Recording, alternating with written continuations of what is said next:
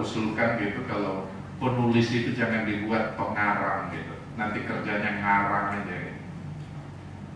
Kalau penulis buku mungkin boleh gitu, tapi kalau artikel ini adalah authorship itu adalah penulis, jangan pengarang, karena tugasnya nanti ngarang-ngarang data gitu. Oke? Itu dilarang.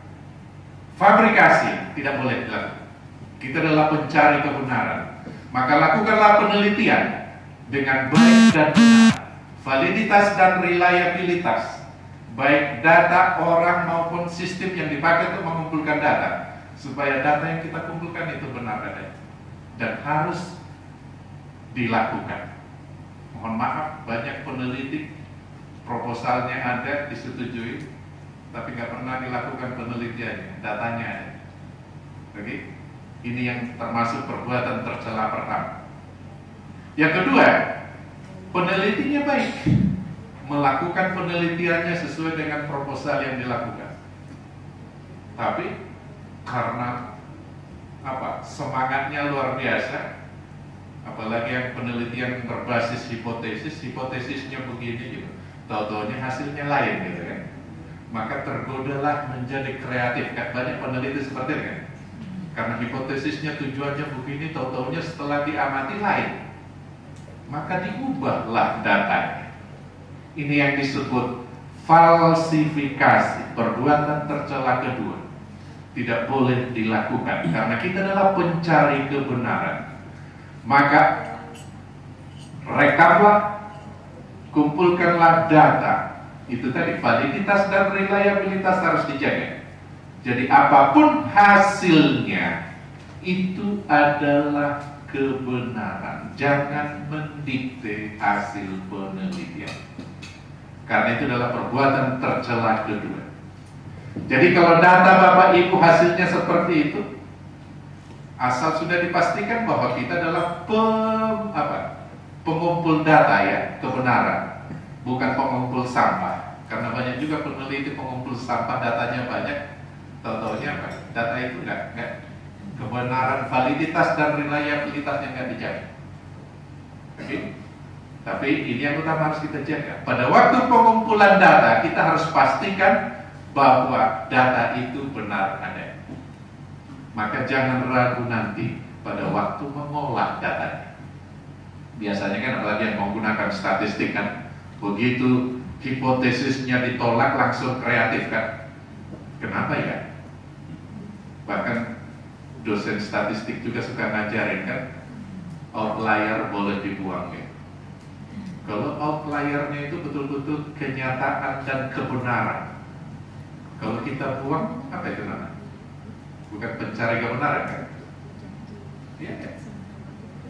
Jangan karena secara statistik, karena tidak memenuhi syarat gitu, karena hanya ada satu angsa hitam yang ditemukan dari 100.000, maka secara statistik gak signifikan, gak boleh dikatakan itu tidak ada kan? Faktanya ada angsa hitam, tidak semua angsa putih. Itu yang harus kita jaga di sini. Jadi intinya adalah pastikan data yang kita kumpulkan itu benar adanya pada waktu mengumpulkan. Selalulah ragu. Oke? Jadi pastikan, oh ini udah benar ada. Kita verifikasi, makanya dalam experimental design kan selalu macam-macam instrumen yang dipakai untuk menguji validitas dan reliabilitas. Jadi jangan ragu akan data kita pada waktu mengolah statistik, tapi pada waktu mengumpulkannya selalu pastikan bahwa ini sudah dijaga bahwa ini benar adanya. Apapun hasilnya nanti pada waktu mengolah statistik itu adalah kebenaran. Jangan ragu, jangan mengubah data, jangan kreatif mencari-cari mana yang dibuang, mana yang diinginkan. Itu artinya itu yang disebut falsifikasi, mendikte hasil penelitian. Kenyataannya mengatakan begini, tapi karena kita tidak mau terima, maka diubah datanya supaya sesuai dengan hasil penelitian. Ini mohon maaf, teman-teman yang di farmasi mungkin suka banyak sponsor dari perusahaan-perusahaan. Hati-hati.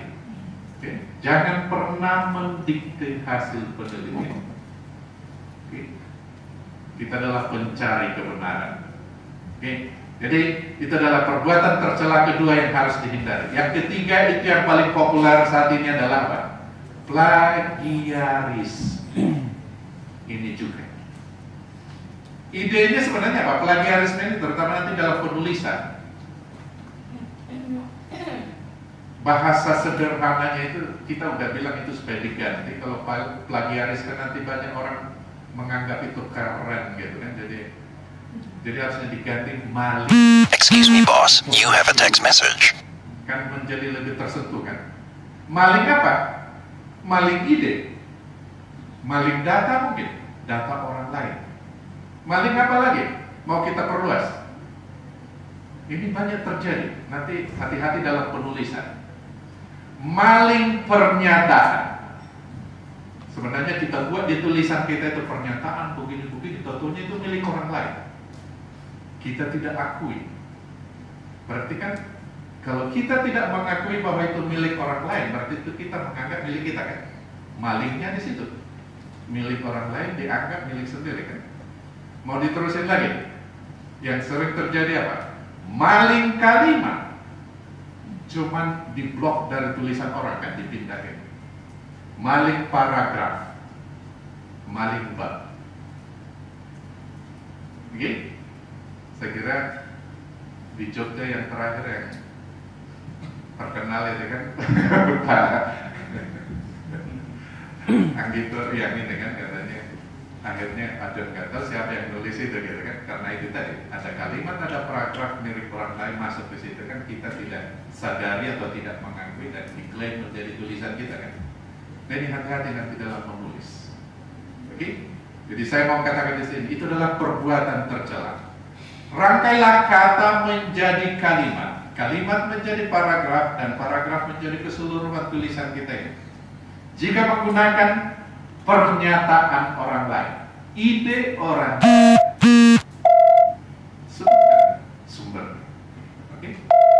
Tapi kalau kita menggunakan langsung, entah pernyataan langsung atau kalimat langsung orang ini dalam tulisan kita, selain menyebutkan sumbernya, apalagi wajib menurut aturan bahasa harus ada tanda kutip. Kalau nanti semua jujur kita menulis, tau-taunya semua tulisan kita ini nanti harus pakai tanda kutip. Penuh tanda kutip. Bahaya juga kan? Mana tulisan kita kan? Nah, ini harus hati-hati. Maka itu tadi yang saya bilang. Rangkailah kata menjadi kalimat, kalimat menjadi paragraf, dan paragraf menjadi keseluruhan tulisan ini. Oke? Jika menggunakan ide orang lain, pernyataan orang lain, sebutkan sumber. Oke, jadi jangan hanya semata tukang kopas. Itu kan yang sering terjadi banyak penulis kita. Membaca tulisan, makanya kan tidak mau membaca pustaka abstrak kan, abstrak saja kan. Karena nggak ada di sana pustakanya gitu. Padahal itu sering sekali menjadi yang sesuatu yang dibutuhkan oleh penulis. Oke, jadi 3 perbuatan tercela ini harus dihindari. Fabrikasi, falsifikasi, dan plagiarisme. Nah ini, sekarang